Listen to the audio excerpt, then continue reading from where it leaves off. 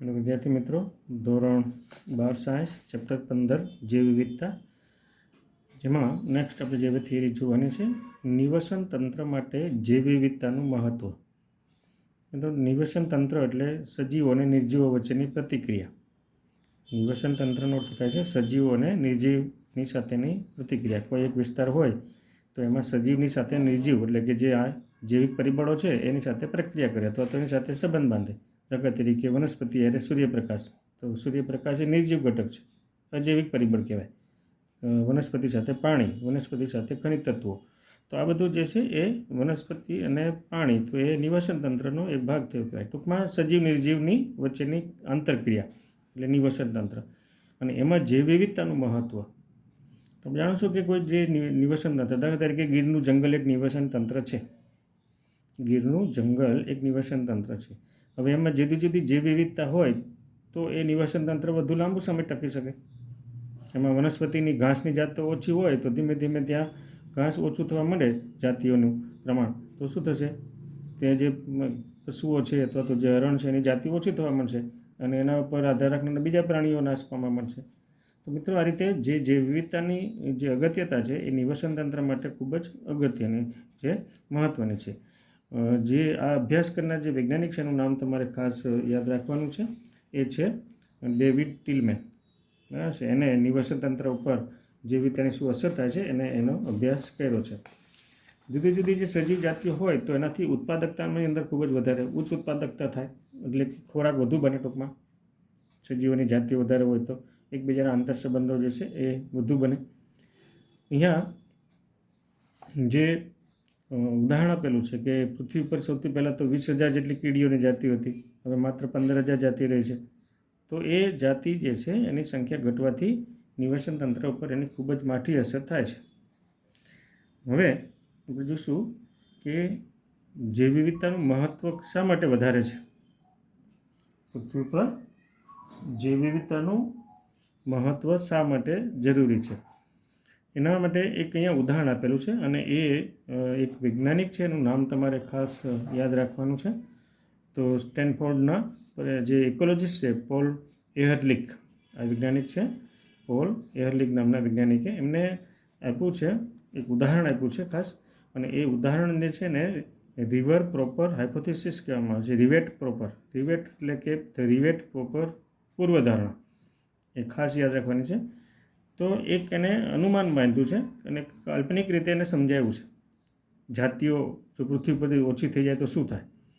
એક વિમાન એને લીધું છે સમજાવવા માટે, અને વિમાનની અંદર આપણે જાણો છો કે રિવેટ હોય છે. રિવેટ એટલે બોલ જે ટાઈટ કરેલા હોય છે તે. અને એની અંદર એટલા જે પેસેન્જર છે બધા, એને માની લો કે જુદી જુદી જાતિ તરીકે ઓળખવામાં આવે. તો જે જાતિઓ છે, પેસેન્જર જે છે એની અંદર જે છે એ શું કરશે, એ માનવ જાતિ છે.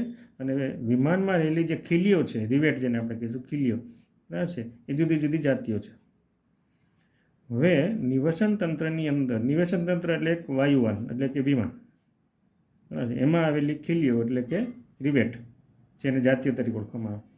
હવે મુસાફરો જે આપેલા છે, બરાબર છે, એને દરેક એક એક ખીલી ખોલવા માંડે ધીમે ધીમે ધીમે, તો શું થશે, એને ડિસમિસ ને બધું આપવામાં આવે તો રિવેટ માંડે ખોલવા, ખીલીઓ માંડે ખોલવા વિમાનની અંદરની, તો શું થશે, ધીમે ધીમે ધીમે વિમાન જે છે એ પોતાના બધા ભાગને દૂર કરી દેશે.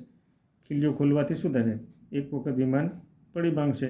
તો આવું સેમ પ્રક્રિયા નિવસન તંત્રમાં થાય. માનવ દ્વારા જો ધીમે ધીમે એક એક જાતિને નાશ કરી દેવામાં આવે તો અમુક સમય પછી તો એ જાતિ જે સંપૂર્ણ નિવસન તંત્ર નાશ થઈ જાય.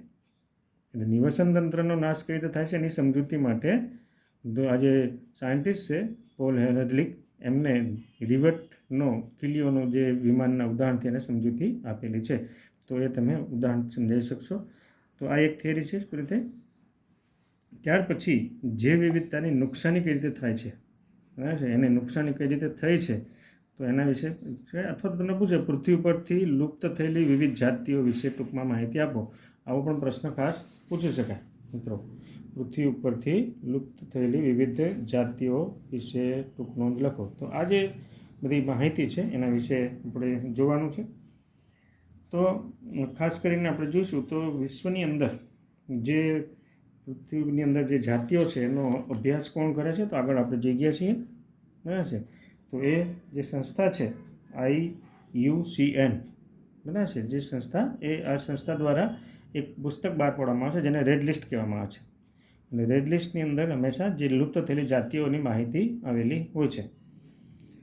2004ના એમનું એક જે લિસ્ટ આપેલું છે એ પ્રમાણે એને આખું જે લિસ્ટ કરેલું છે એમાં આપણે અહીંયા જોવાનું છે કે વિશ્વની અંદરથી પૃથ્વી પરથી કેટલી જાતિઓ લુપ્ત થયેલી જોવા મળશે.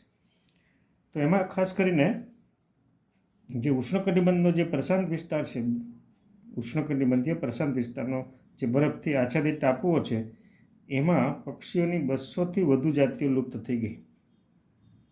એમાં 200થી વધુ જાતિઓ જે છે એ લુપ્ત થઈ ગઈ છે. ત્યાર પછી 2004ના IUCNના લિસ્ટ પ્રમાણે, રેડ લિસ્ટ પ્રમાણે, એટલે કે રેડ લિસ્ટનો અર્થ થાય છે એક બુકનું નામ છે. રેડ લિસ્ટ એટલે એક બુક જેને અંદર વિશ્વમાં પૃથ્વી પરથી નાશ થયેલી સજીવ જાતિઓના નામ હોય, એને રેડ લિસ્ટ કહેવામાં આવે છે. તો એ રેડ લિસ્ટ પ્રમાણે છેલ્લા 500 વર્ષમાં જે લુપ્ત થયેલું છે એમાં 784 જેટલી જે છે જાતિઓ, જેમાંથી 338 પૃષ્ઠવંશી, 359 અપૃષ્ઠવંશી, 87 જાતિઓ વનસ્પતિની લુપ્ત થઈ ગઈ છે. હાલની અંદર જે લુપ્ત થયેલી જે જાતિઓ છે એની અંદર ઉદાહરણમાં જે છે ડોડો, એટલે કે મોરેશિયસની અંદર આવેલું જે આ એક પ્રાણીનું નામ છે. કવેગા, આફ્રિકામાં આવેલું પ્રાણીનું નામ છે. થાઇલેશિયન, ઓસ્ટ્રેલિયાની અંદર આવેલું પ્રાણીનું નામ છે. અને સ્ટીલર સી કાવ. આ જે બધી જે જાતિઓ છે એ બધી જાતિઓ પ્રાણીઓની લુપ્ત થઈ ગઈ છે, અદૃશ્ય થઈ ગઈ છે. આ ઉપરાંત વાઘની 3 જાતિઓ, ઉપજાતિઓ જે છે એ પણ દૂર થઈ ગઈ છે. દાખલા તરીકે બાલી, જાવા અને કાસ્પીરિયન વાઘની જાતો છે જે અત્યારે લુપ્ત છે, જોવા નહીં મળતા. છેલ્લા 20 વર્ષમાં 27 જાતિઓ અદૃશ્ય થવા પામી છે. લુપ્ત થવાનો જે ભય છે એ 15,500 જેટલી જાતિઓનો સામનો કરી રહી છે. અત્યારે 15,500 જેટલી જાતિઓ એ હવે થોડી સંખ્યામાં જ રહે છે, એટલે લુપ્ત થવાનો ભય એમાં વધારે રહેલો છે. જેમાં પક્ષીની 12%, સસ્તન જાતિઓની 23%, ઉભયજીવીની 32% અને અનાવબિરધારીની 31% લુપ્ત થવાના આરે છે. તો આ જે કંઈ માહિતી આપી મિત્રો, એ બધા આંકડાકીય માહિતી તમારે ખાસ નોંધ રાખવાની છે. તો આ રીતે જુદા જુદા જે આંકડાકીય માહિતી આપણે જોઈ, બરાબર છે. તો જે વિવિધતાની સંખ્યા જે વિશ્વની અંદર કઈ રીતે દૂર થઈ છે, બરાબર છે, અને કેટલી જાતિઓ દૂર થઈ છે એની બધી આપણે માહિતી અહીંયા આપણે જોઈ.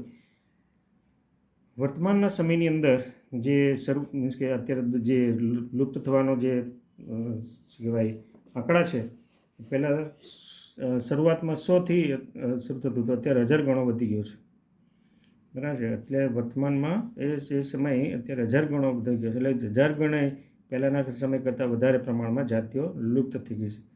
એટલે જો આવતા 100 વર્ષની અંદર તો એવું કહેવામાં આવે છે કે લગભગ સંખ્યા જાતિની અડધી થઈ જશે.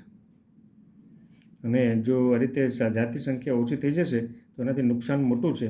એક તો ઉત્પાદનમાં ઘટાડો થશે, દુષ્કાળ પડશે, પછી વનસ્પતિની ઉત્પાદકતાને કારણે પ્રાણીઓ ઉપર, જંતુ ઉપર, રોગચક્ર ઉપર, બરાબર છે, અને નિવસન તંત્રની પ્રક્રિયા ઉપર પરિવર્તનશીલ આવશે, જેનાથી ખૂબ જ મોટા ફેરફારો થશે પૃથ્વી ઉપર. તો આ બધા જૈવ વિવિધતાના નુકસાનને કારણે આ રીતે જે છે એ થશે. હવે એના કારણો જે છે આપણે નેક્સ્ટ વિડીયોમાં જોઈશું. જૈવ વિવિધતાની નુકસાની થવાના કારણો, અથવા તો જૈવ વિવિધતા કઈ રીતે ઘટી જાય છે, જૈવ વિવિધતા કેમ ઘટી જાય છે એના માટેના કારણો જે છે આપણે હવે નેક્સ્ટ વિડીયોમાં આપણે આગળ જોઈશું.